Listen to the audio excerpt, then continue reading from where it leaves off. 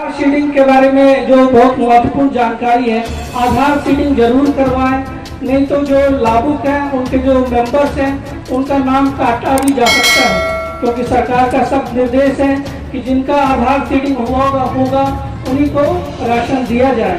इसके अलावा मैं बताना चाहता हूं कि मैं जिला पिछड़ा अति पिछड़ा वर्ग कल्याण पदाधिकारी के रूप में भी कार्यरत हूँ, उसका प्रभार भी मैं देख रहा हूँ।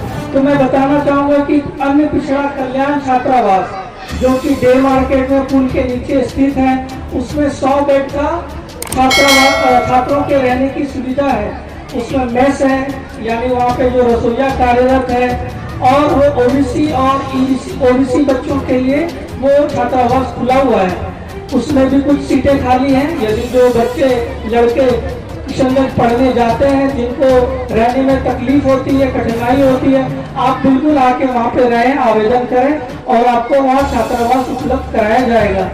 उसमें 15 किलो अनाज भी दिया जाता है, जिसमें 9 किलो चावल और 6 किलो गेहूं भी दिया जाता है, और 1000 रुपया भी दिया जाता है। प्रत्येक जो छात्रावास में छात्र रहते हैं उनके खाते में ऑनलाइन 1000 रुपया भी हर माह ट्रांसफर किया जाता है। इसके अलावा जननायक कर्पूरी छात्रावास भी है, जो कि मारवाड़ी कॉलेज के पीछे है। उसमें भी 100 बच्चों की रहने की क्षमता है। लड़के जो जाते हैं वहाँ पे वो रहते हैं, वो अति पिछड़ा वर्ग के लिए है। उसमें भी कुछ सीट खाली है। जो लड़के यदि जाएं किशनगंज पढ़ने के लिए तो वहाँ अपना आवेदन जरूर दें, ताकि उनको हम रख सकें, उनको आवासित कर सकें। उसमें भी मेस की सुविधा है, रसोईया लगा हुआ है, वहाँ खाना पीना बनाने का पूरा प्रबंध है। उसमें भी 15 किलो अनाज दिया जाता है और 1000 रुपया बच्चे के खाते में ऑनलाइन ट्रांसफर किया जाता है। इसके अलावा प्राक प्रशिक्षण केंद्र है, जो कि मारवाड़ी कॉलेज में संचालित है। उसमें SSC, BPSC, UPSC, railway, banking इत्यादि एग्जाम की तैयारी के लिए निःशुल्क कोचिंग की व्यवस्था है, जो कि बिहार सरकार द्वारा कराई जाती है। इसमें 60 और 60 यानी कुल 120 रिक्तियां हैं। मैं बच्चों और बच्चियों से अनुरोध करूंगा कि यदि वो कोचिंग आसपास करने पटना या दिल्ली जाते हैं तो एक बार जरूर आप मारवाड़ी कॉलेज का उस कोचिंग में आकर देखें कि किस स्तर की पढ़ाई हो रही है, और वहाँ से भी अच्छे अच्छे लोग निकल रहे हैं। उस केंद्र में लगातार मेरे द्वारा डीडीसी महोदय के द्वारा भी कक्षाएं ली जाती हैं, जो कि बहुत लाभप्रद होता है।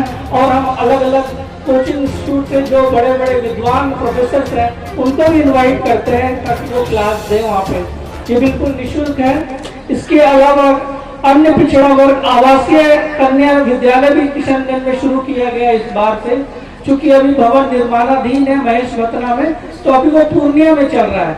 क्लास 6 में हमने अभी तक एडमिशन लिया है 23 बच्चों का। बाकी उसमें कुछ रिक्तियां हैं, 40 बच्चों को लेना था। तो यदि कुछ बच्चे इच्छुक हों, जिनके माता पिता, वो जरूर आके किशनगंज में हमसे संपर्क कर दें।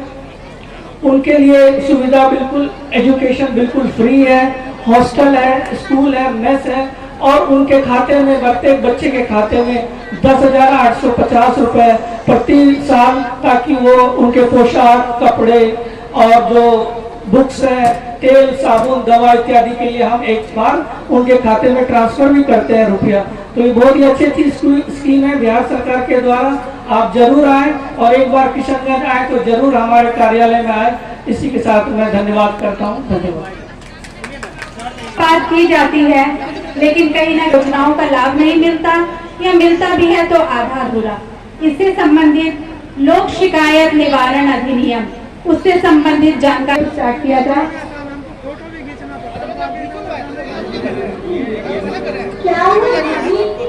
राशन कार्ड से मैंने अप्लाई करके रखा है, लेकिन अभी तक राशन कार्ड मेरा बन के नहीं आ रहा। राशन कार्ड नहीं बनवाना है तो वार्ड मेंबर से बात अब मुझसे नहीं हो पाता, जिससे कि जितने भी यहाँ के लोग हैं, क्योंकि किसान बंधु हैं और बहुत पशुपालन पे डिपेंडेंट हैं, तो जिन लोगों को इस सुविधा का लाभ मिल सके, हम प्रयास करेंगे कि उन लोगों को इस सुविधा का लाभ मिले।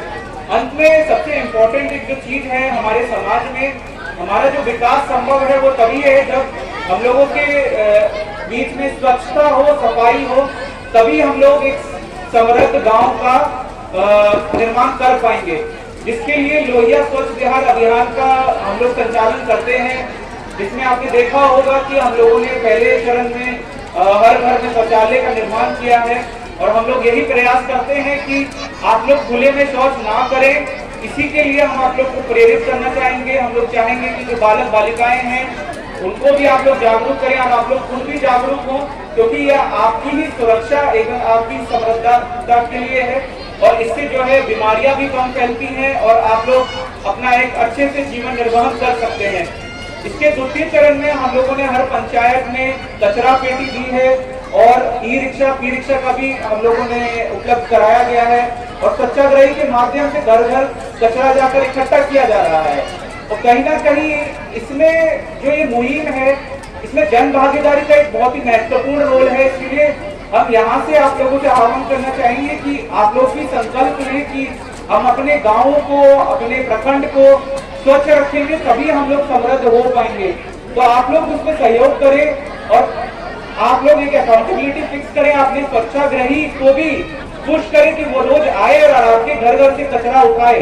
और इसी के लिए आप लोग रोज 1 रुपये का एक मात्र शुल्क है, जो उपयोगिता शुल्क है कचरा उठाने के लिए, जो का हम लोगों का संचालन किया जा रहा है, उसका मेंटेनेंस भी किया जाएगा। उसमें विभिन्न जो आपका सॉलिड और लिक्विड वेस्ट है, तरल और सॉलिड वेस्ट है, उसको अलग अलग किया जा रहा है, पृथक्करण किया। आने वाले भविष्य में हमारा प्लान है कि हम ठाकुरगंज में ही एक प्लास्टिक संस्करण इकाई का भी, प्लास्टिक वेस्ट मैनेजमेंट यूनिट का भी हम लोग निर्माण कराएं, जिससे कि यहाँ पे बहुत से लोगों को रोजगार मिले और उन लोगों को भी आय में वृद्धि हो। और अंत में जीविका एक बहुत ही महत्वपूर्ण सरकार का योजना है। जैसे आपने वीडियो क्लिप के माध्यम से भी देखा होगा, उसमें बहुत सारी तरीके की लाभ और योजनाएं आप लोग को मिल रही हैं। माननीय मुख्यमंत्री जी का भी वो बहुत ही ड्रीम प्रोजेक्ट है और जितने ज्यादा लोग इससे जुड़ेंगे और इससे फायदा उठाएंगे उतना आप लोग को लाभ मिलेगा और हम लोग का जो समाज है वो एक समृद्ध, एक समावेशी समाज बनेगा। और बाकी जो भी सुझाव हम लोग को प्राप्त हुए हैं यहाँ पे, हम लोग इसी प्रयास में रहेंगे कि बहुत त्वरित रूप से इसमें कार्रवाई करें और आप लोग जो लोक शिकायत निवारण का जो अधिनियम है उसका भी लाभ उठाएं। आपको जहाँ पे भी लगता है कि पदाधिकारी के द्वारा कहीं लापरवाही है, आपको सुविधा का लाभ नहीं मिल रहा है, तो आप लोग उसके माध्यम से भी इस सुविधाओं का लाभ ले सकते हैं। बाकी हम कहेंगे यही कि प्रखंड स्तरीय पदाधिकारियों को भी हम निर्देशित करेंगे कि अपने स्तर से जो उन लोगों के रिस्पॉन्सिबिलिटीज है उसका निर्णय अच्छे से करें और लोगों की समस्याओं को सुने और उनका निवारण करें, जिससे कि उन लोग को जिला स्तर तक आने की जरूरत ना महसूस हो। पंचायत सरकार भवन अगले साल निर्माण हो जाने से आप लोगों को अलग तरीके की सुविधाओं का अनुभव होगा। जो आपकी समस्या है कि आपको प्रखंड जाना पड़ता है, बहुत सारी आपकी समस्याएं और सुविधाएं पंचायत स्तर पर ही उपलब्ध होंगी, तो आपके जीवन में एक बहुत महत्वपूर्ण बदलाव उसके साथ आ पाएगा। इसी के साथ अपनी हम वाणी को विराम देना चाहेंगे। बहुत आज का कार्यक्रम अब समापन की ओर है।